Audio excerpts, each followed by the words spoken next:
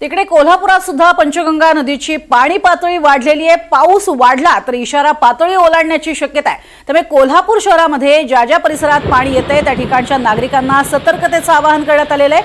नागरिकांना महानगरपालिकेने उपलब्ध करून दिलेल्या निवारा केंद्रात जाण्याचं आवाहन करण्यात आलंय। पंचगंगा नदीच्या वाढत्या पाणी पातळीमुळे ही खबरदारी घेतली जाते आणि स्थानिकांनी स्वतःची काळजी घ्यावी अशा सूचना केल्या आहेत। अधिक माहिती घेऊयात विशाल पुजारी यांच्याकडनं। विशाल, काय अधिक माहिती? किती लोकांना सूचना करण्यात आलेल्या आहे आणि काही लोकांचं स्थलांतर झालेलं आहे का?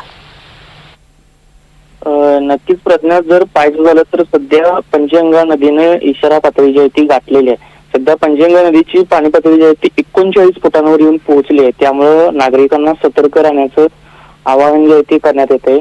या सगळ्या पार्श्वभूमीवर जर पाहायचं झालं तर आज दिवसभर नेमकं पावसाची परिस्थिती काय असेल हे पाहणं सगळ्यात जास्त महत्वाचं आहे। कारण इशारा पातळी जर ओलांडली आणि धोका पातळीपर्यंत जाऊन पोहोचली तर मात्र कोल्हापूरला संभाव्य पूर परिस्थितीचा धोका निर्माण होणार आहे। त्यामुळे प्रशासन वेळोवेळी नागरिकांना आवाहन करते की ज्या ज्या ठिकाणी पाणी येतं त्या त्या ठिकाणच्या नागरिकांनी महापालिकेनं जी निवारा केंद्र उपलब्ध करून दिले त्या ठिकाणी स्थलांतर व्हावं। त्याचबरोबर कोल्हापूरसह इतर ग्रामीण भागामध्ये जर पाहिजे झालं तर राधानगरी असेल, शाहूवाडी असेल, गगनबावडा असेल या भागात सुद्धा पावसाचं प्रमाण जे आहे ते मोठ्या प्रमाणात आहे।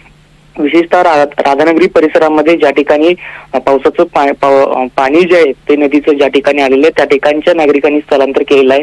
आपली जनावरं असतील, घरातील साहित्य असतील ते घेऊन नागरिक निवारा केंद्रावर पोहोचलेले आहेत। गगनबावडामध्ये विशेषतः पावसाचं प्रमाण जे आहे ते वाढलेलं आहे। त्या ठिकाणी काही गावांचं वाड्या वस्त्यांचा संपर्क देखील तुटला असल्याची माहिती जी आहे ती मिळते। मात्र या सगळ्या पार्श्वभूमीवर प्रशासन लक्ष ठेवून या सगळ्या नागरिकांना वेळोवेळी आवाहन करते आणि सध्याची जी परिस्थिती जर पाहिजे झाली तर आजची परिस्थिती पावसाची काय असणार यावर पुढची सगळी परिस्थिती पाहावी लागणार आहे।